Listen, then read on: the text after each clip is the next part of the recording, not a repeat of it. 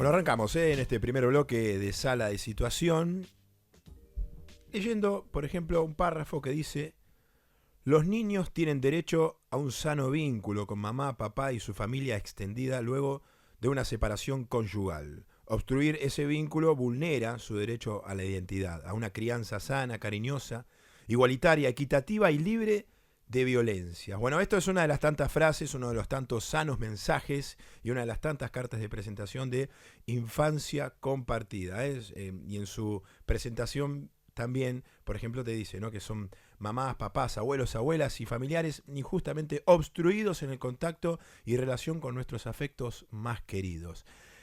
¿Por qué viene este tema? Ya con nuestros amigos de Infancia Compartida charlamos varias veces en diferentes contextos. Y hoy, claro, estamos ya pensando, hoy sábado, falta todavía una semana, pero el otro domingo, mañana no, el otro, es el Día del Padre. Y ahí están, de nuevo, tanto como madres, abuelos y padres. Hoy nos vamos a enfocar exclusivamente en el padre porque es el Día del Padre el próximo domingo. Y en la semana parte de esta nota la vamos a publicar justamente en las redes sociales y ahí vamos a estar más cerca de esa celebración que para muchos tal vez no lo es tan feliz como quisieran que sea, porque a ese hijo no lo ven hace tiempo, porque hay una denuncia en el medio.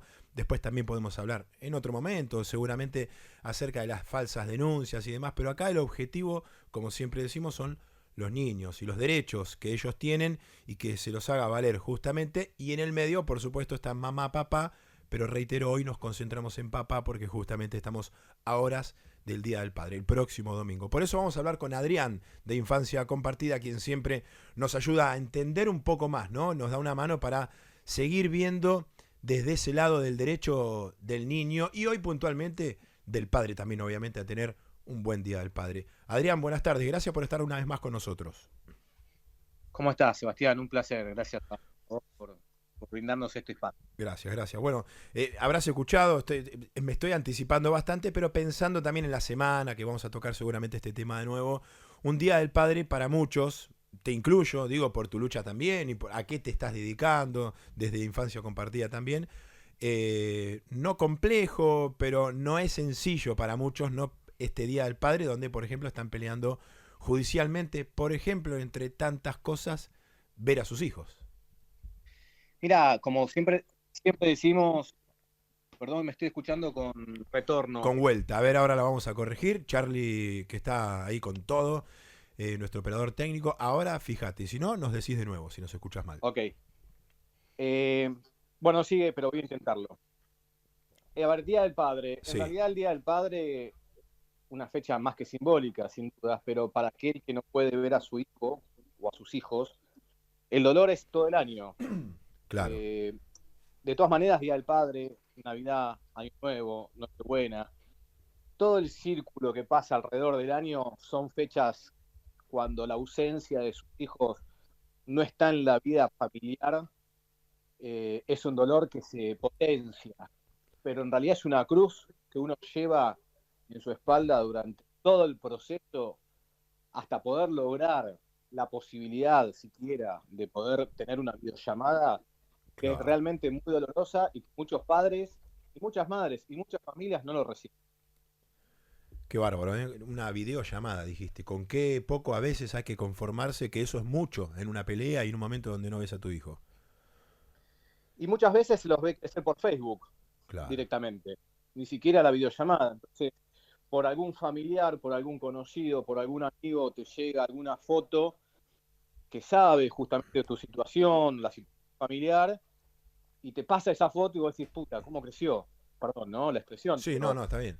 se te viene una congoja, se te despierta esa tristeza, esa angustia, que realmente uno lleva como si fuera un condenado libre. Adrián, ¿sabes lo que vamos a hacer? Porque quiero charlar Sí, bien con vos, tranquilo. Te vamos a cortar y te llamamos al toque de nuevo. dale. Y yo no sé si estabas con el micrófono abierto, libre, manos libres o no. Fíjate si eso lo podemos evitar mejor. Ya te Ok, llamamos porque se entrecortaba un poquitito y quiero que sea bien prolija. Ya te estamos llamando de nuevo. dale. Eh, Gracias, Charlie, querido, porque después, bueno, en la semana cuesta un poco escucharlo y a veces las llamadas no son sencillas y estamos hablando entonces con Adrián de Infancia Compartida, con esta lucha, ¿no? Mientras veo la pantalla, en este caso, en estos momentos, por ejemplo, estoy viendo acerca, por ejemplo, La Nación, ¿no? Más el canal que está hablando de Tiago, el nene baleado en La Matanza, un nene que con 7 años recibió un balazo en la cabeza y falleció, lamentablemente, en un tiroteo entre policías y ladrones, uno de los cuales también murió, 2 delincuentes que fueron heridos y detenidos, y un prófugo y el policía que quedó detenido porque aparentemente de su arma provenía ese balazo. Esto es otra historia, imagínense en esos padres, ¿no?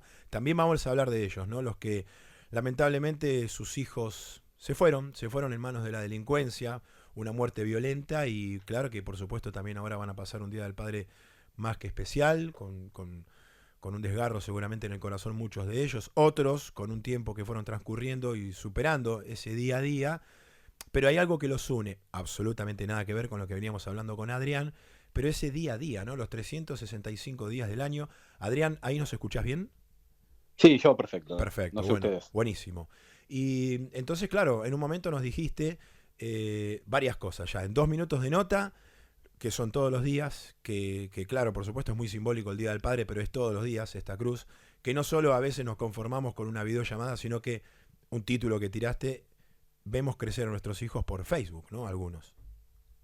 Sí, esa es la triste realidad. No hay mucho para inventar. Esto, digamos, nos nutrimos de la información que nos llega de padres y de madres, porque también hay que tener en cuenta que hay muchas madres que están impedidas en esta situación, digamos, que vive la Argentina, te diría por falta de políticas públicas, por falta de reacción judicial, por falta de compromiso de los operadores Claro. judiciales, no solamente de los jueces, sino de todo el mundo que rodea un proceso de familia, defensores, tutores, o sea, todo lo que rodea un proceso a nivel familiar hace justamente a la burocracia de este proceso, que lo que nosotros venimos diciendo, ni más ni más, ni más ni menos, vulneran los derechos de la infancia. Porque estos procesos, estamos hablando, digamos, lo complejo de estos procesos es la duración de estos procesos. Claro. Bien, porque si un conflicto entre adultos no se puede resolver, uno apela a la justicia y es donde espera una respuesta. Y si la respuesta de la justicia dura 6, 7 años en resolver, al chico directamente le borraron todos esos derechos que están consagrados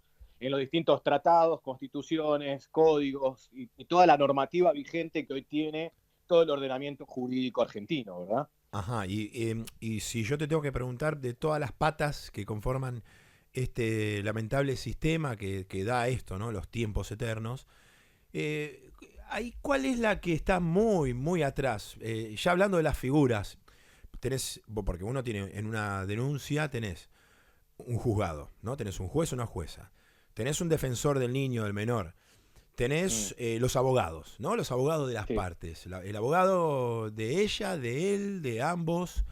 sí. ¿Cuál es ese que está todavía tremendamente dormido y 20 años atrasado?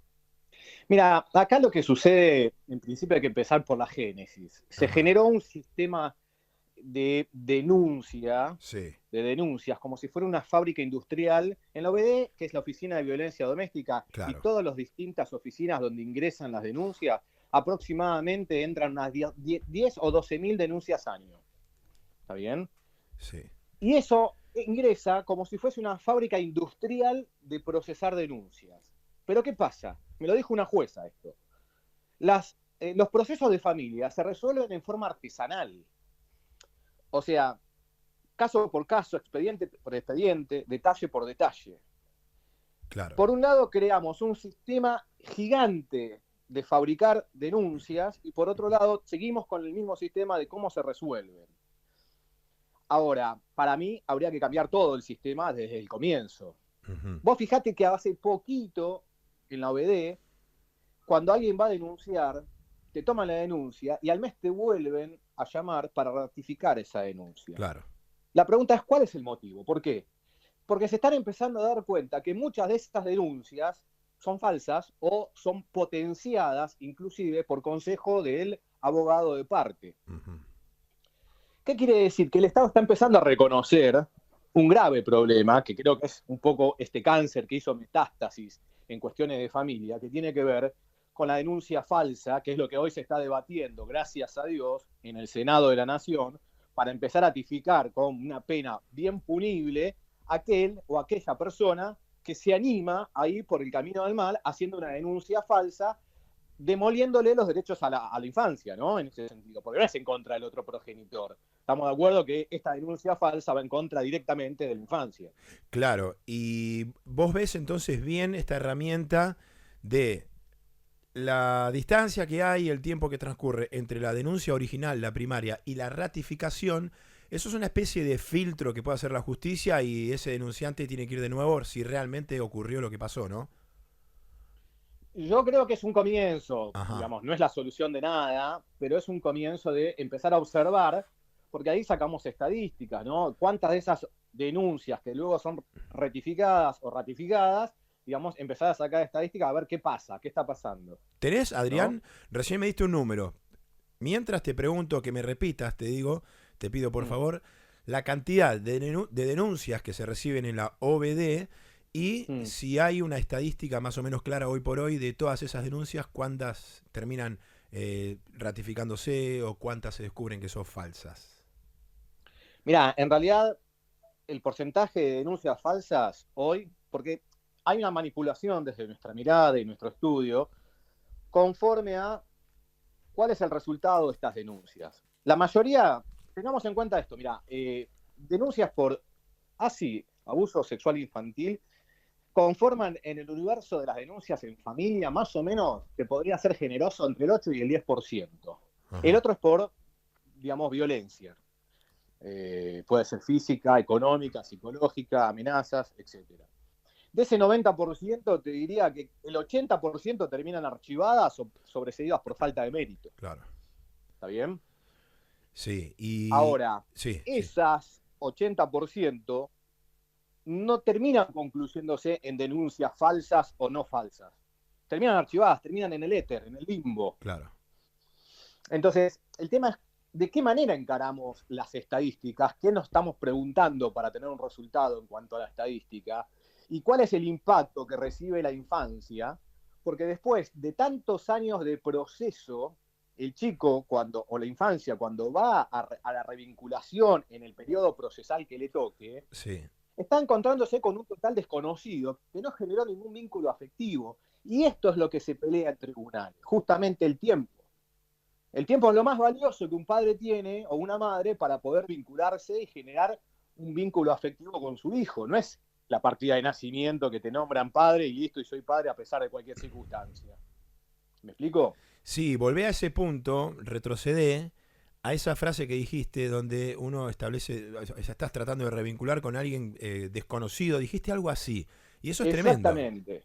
Entonces el Estado es quien tiene que volver a reparar el daño que propiamente cometió a partir de sus, digamos, justicia burocrática, que fueron 6 años de separación. Claro. Entonces, ¿qué hace? Vamos a una revinculación y el menor se encuentra con una persona totalmente desconocido y el padre se encuentra con un hijo que prácticamente ya se afeita los bigotes. Mirá vos. ¿Me explico? ¿Cómo, Entonces, y cómo se hace? ¿Cómo hace el padre ahí? bueno, acá vuelve a enfrentarse a distintos problemas, porque muchas veces para llegar a la revinculación fue un proceso verdaderamente eterno. Y además, la parte que generó el impedimento o la obstrucción de ese vínculo lo va a seguir intentando. Entonces tiene muchas herramientas. El día de la revinculación que se tiene que presentar en el centro, por ejemplo, de revinculación, Sí. no, se le quebró la pestaña izquierda, no podemos ir. O el nene tiene fiebre, no podemos ir. Entonces sigue generando justamente situaciones para seguir estirando el tiempo. Y son Y acá el semanas y grave meses, problema totalmente. es que a pesar de violar todas estas resoluciones judiciales, que no es más ni menos que la ley para las partes, cada resolución judicial debe ser cumplida, no hay ninguna coerción para la parte que, no que incumple esa resolución judicial. Entonces no hay una determinación jurídica a nivel procesal de parte de los jueces verdaderamente con el verdadero poder de policía que tiene el Estado para decirle, mire, señor, señora, si usted no lo lleva la próxima vez a esa revinculación, usted corre riesgo de perder la custodia de ese menor. Claro. ¿Me Sí, explico? porque ¿cuál es la herramienta que hoy tiene la justicia para hacerle una encerrona a la parte que evidentemente no quiere ayudar a ese progreso? Por ejemplo, algo económico podría ser, pero tampoco. Bueno, se puede aplicar lo que se llama streintes, que es justamente una sanción económica, donde muchos padres o muchas madres inclusive hasta prefieren que se le aplique eso y pagar lo que es el astreintes, la sanción económica, O si no, muchos de esos padres cantan, ¿sabes qué? Quiero vale 4 y te dicen, me acordé que hace 5 años hubo una situación de abuso y ese padre que estaba denunciado por una No. situación de violencia, ahora lo están denunciando casi al final del proceso, porque ya viene la revinculación y después de ahí un régimen de visita. Me acordé que en el año 2016 hubo una situación mientras lo bañaba y le tocó, por ejemplo, sus genitales y ahora Claro. lo estoy denunciando por ASI. Esto lo tiene escrito, no lo digo yo, no lo dice Infancia, lo tiene escrito el camarista Mizrahi en un libro que obviamente él escribió sobre las falsas denuncias, ¿no? Es mucho, Adrián, ¿eh? Es mucho, es muchísimo lo que... Es como, veo una montaña muy alta, donde y el padre está ahí abajo mirando hacia arriba y es muy larga. Es larguísima. Esto es una de las peores, te diría, situaciones patológicas sociales que hoy vive la Argentina, porque ni siquiera estamos hablando a cuestión, digamos, de la población adulta. Estamos hablando de los adultos de mañana, los niños que estamos criando hoy, Claro. con la falta más importante que una persona necesita para crecer, que es el amor de sus padres. Esa falencia de amor, de cuidado, de acompañamiento, no es gratuita en la infancia. En lo inmediato y cuando ejerza él el día de mañana su deseo o su proyección como familia en sí mismo. Ahora, volviendo a los papás, hablamos de mamá y papá siempre, abuelos, abuelas, pero hoy por el Día del Padre. Sí. ¿Ustedes como infancia compartida tienen algún tipo de, en esta etapa del año, o como dijiste antes, ¿no? En las fiestas, en los días simbólicos, en esas fechas tan importantes, ¿tienen algún, lo llaman mayor cantidad de padres, tienen más trabajo, tienen más asistencia, ven una estadística que se hace más robusta llegando el Día del Padre? Bueno, mira, nosotros tenemos grupos de WhatsApp y, digamos, espacios de contención donde constantemente, muchas veces para fin de año principalmente, para las Navidades, donde, digamos, socialmente hay un espíritu quizás más festivo, inclusive también para el Día del Padre, para el Día de la Madre, el Día del Abuelo, los abuelos sufren muchísimo porque sufren no solamente por su nieto, sino por el hijo que está en pedido de contacto. O sea, tiene un sufrimiento, digamos, por partida doble, digamos, ¿no? Sí, Inclusive con un tiempo que va un cronómetro contando para atrás, o sea, que se le va claro, cortando el tiempo a esta claro. gente mayor de edad. Sí, por supuesto que hay una necesidad de exponer el caso individual de cada uno de estos padres como su propio mundo, porque de hecho lo es.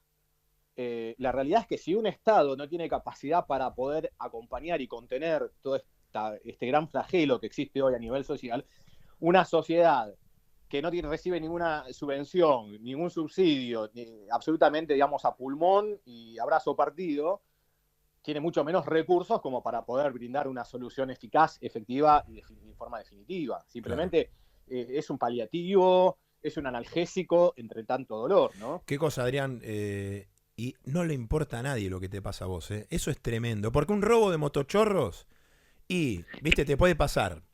Pero esta no la ve nadie. Esta situación que te puede pasar de un momento a otro, no la ve. Generalmente, Yo creo, ya, yo no opino lo mismo, vos Sebas, sabés que... perdón. No, no, está perfecto. Es más, yo en esta charla ya te comprometo un día... No, si no querés no hay problema, pero vos tenés que estar sentado acá, no por teléfono. Porque esto es para hablar toda la hora. Porque vamos Sí, abriendo y sí, haciendo ramificaciones. sí, Yo sí. lo que recién te quería decir, es muy interesante hablar en cada rincón de esta problemática. Yo lo que Sí. veo, claro, está bien, porque yo me paro desde lo, no te digo mediático, desde lo periodístico, desde este Mm, lado del mostrador. Eh, es verdad que en las redes sociales pasa otra cosa. A nivel mediático, no le mm, importa a nadie. Ese es el problema. Y es una mm, problemática que no la podés visibilizar como corresponde, con esa contundencia, salvo que cada tanto surge algún caso en particular que sí permite que toda la gente lo conozca. Pero el motochorro, que te puede robar mañana a vos o a mí, y sí, la mm, gente lo ve porque nos puede pasar saliendo de casa.